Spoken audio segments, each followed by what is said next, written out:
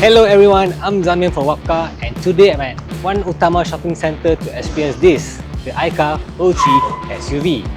What's so special about this SUV? First, it's a Chinese brand under Cherry and we collaborated together with Smart.me. Number 2, the design, it looks like a certain luxury British brand. Number 3, there's 2 variants, 2-wheel drive and also all-wheel drive, and they say it's an off-road capable car. Number 4, perhaps surprisingly, it's a full electric. How does this all 4 work together? Come, let's take a closer look. You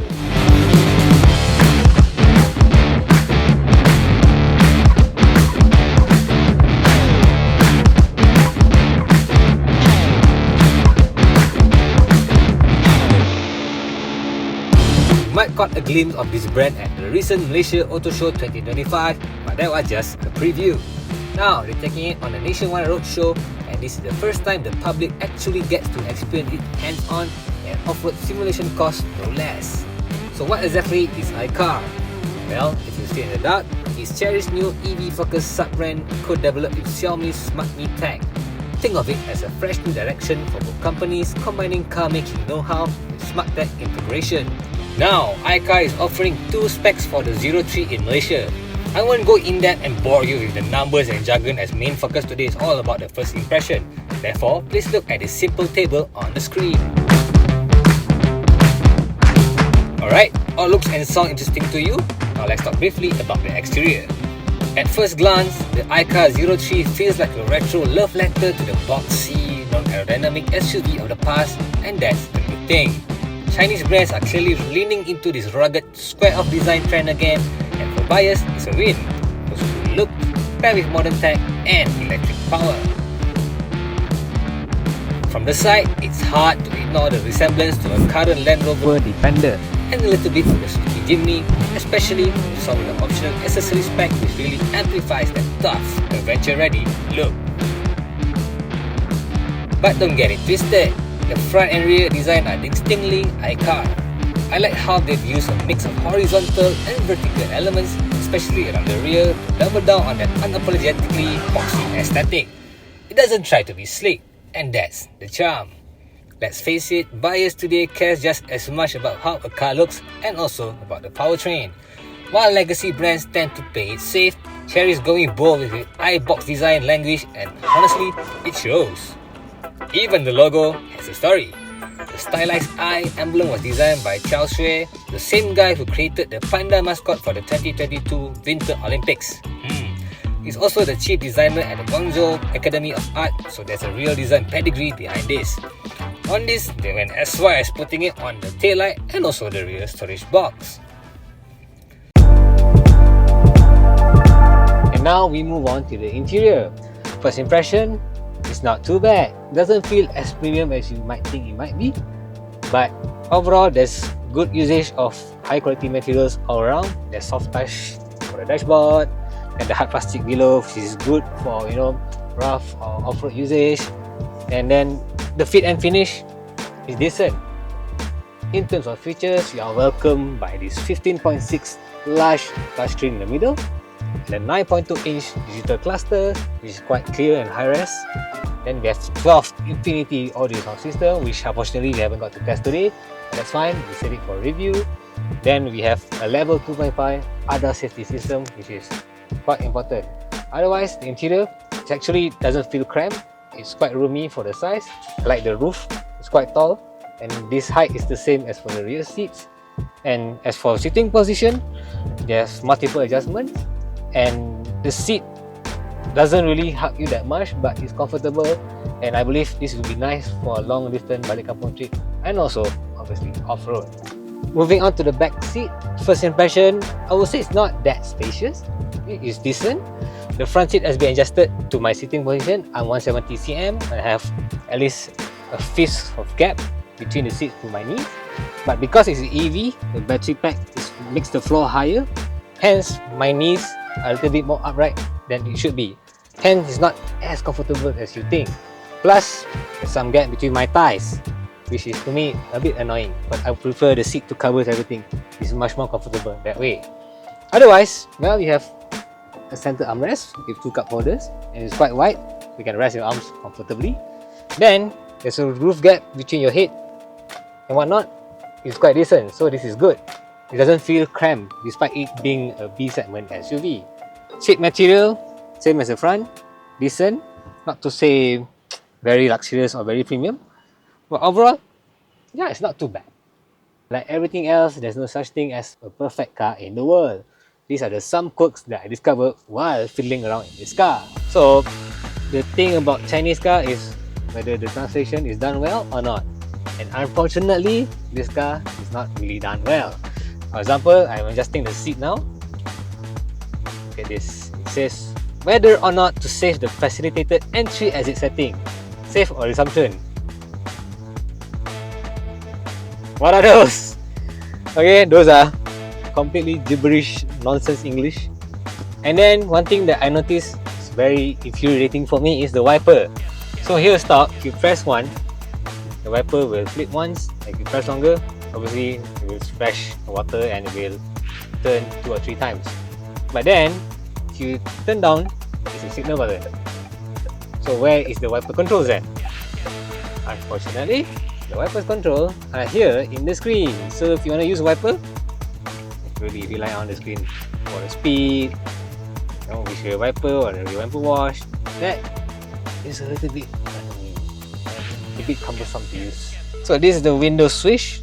Weirdly enough, there's no indication of whether it's automatic down or up, and which direction is to go down, which direction to go up. So you just have to fiddle around with it. Right now, look, it doesn't go all the way down. If I hold it, still holds all the way. If I press it all the way up, still the same. But let me do this again. Hold it longer. No, just now it was full on automatic and now it's not. This is why. What's happening? Moving on to the back, you notice this nice looking box with the iCaur logo, and it's actually functional. You can put some stuff at the back, like engine oil bottles or maybe some grocery shopping that doesn't require you to put stuff inside. So this is very useful. Now what about the space inside? There you go. Boot space is 264 liters, which is decent for a car of this size. If you need more room, the rear seats fold flat, and if that's still not enough, you'll be able to add on extra accessories which iCaur says will be announced later along with the pricing. For context, the iCaur 03 measures about 4.4 meters long, 1.9 meters wide and 1.7 meters tall with a 2.7 meters wheelbase. Overall, it's a well-executed interior for daily city use and the occasional balik kampung trip, as long as you plan ahead for charging. Since this is an off-road simulation course, we're driving the IWD variant, which comes in all-wheel drive. Interestingly, all 3 cars have been preset to comfort mode, and according to the instructors, that's more than enough for 2 days low-speed exercises. Thanks to the instant torque from the electric motors, we don't really need anything more aggressive. They did mention that normal mode might actually be too punchy and could catch some drivers off guard. And yes, there are 12 different driving modes to choose from, but we'll save that for a proper deep dive in a full review. Now we'll be running through 3 specially designed challenges, each with its own flashy name. Start with Ice Splash, a water wading test. Number 2, the Eye Breaker, a slip roller to simulate traction loss. And number 3, iCaur, also known as the Elephant Step, designed to test axle articulation, chassis rigidity, and suspension travel. Oh, as for that big dramatic ramp in the background, the one that called Ice Slide, unfortunately we won't be trying that out today. Let's just say due to some circumstances. Alright, now we're behind the wheels of the iCaur 03 IWD, and right away it feels impressively solid for a newcomer. Underneath is built on the iCaur body structure, an all-aluminium multi-cage design that's lighter, stiffer and built to last with a 30-year anti-corrosion promise. Okay, so this is our first obstacle, which is the Ice Splash, correct? So this car has a maximum auto wading capability of 600 millimeters, correct? Okay, so right now just seeing the sky, push the throttle a little bit, just enough. Alright. Okay. Now I'm gonna go in. There you go. Yes. You can see the camera is working with magic. Alright. All good with 4 people inside. That's it.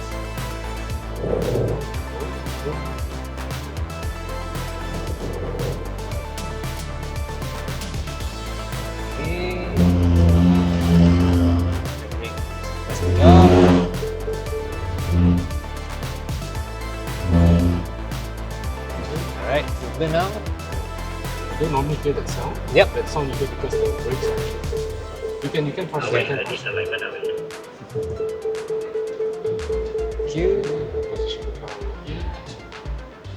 Alright, so this is the eye breaker. This is where you will simulate loss of traction on the car, and you see how the car system works its magic when the car loses traction.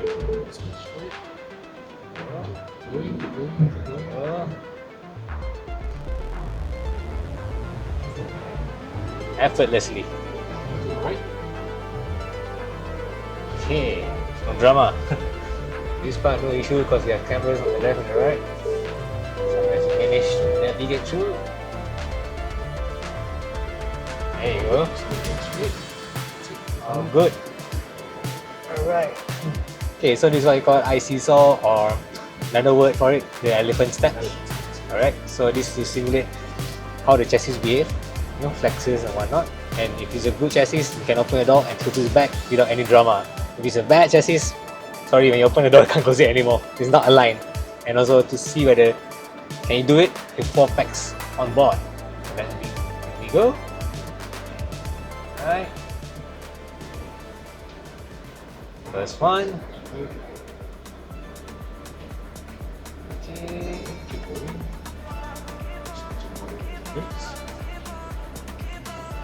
You're now one wheel in front out there. The rear wheels are now there. There you go. Alright. Stop here. Okay, now both wheels, one in the front, one in the rear, is hanging in the air. So let's see whether this works or not. Alright, doors open. Okay, no issue. Now we close the door again. No issue, chassis is spot on. Okay, now moving on. And right. Something drama there. Yep. Okay. Alright. Right. Awesome. The iCaur 03 is expected to go on sale in Q3 2025. Prices are estimated to start at 145,000 for the 2-wheel drive variant and 155,000 for the IWD variant. All things said and done, I believe 95% of the buyer will not even ever go to off-road with this car. I mean, well, if you want to go off-road, I'm not sure whether you will buy a full electric to do so. In fact, ICE is a much more better option at that. But if you need a car, a city car or balik kampung car, and it's full electric, the size is just nice, the looks is rugged and unique, and for the price, well, I mean, I'm sure Cherry will price it even lower than what they are saying. I think it's a good value. So what do you guys think? Don't forget to leave a comment, like, share, and also subscribe to our channel. See you again!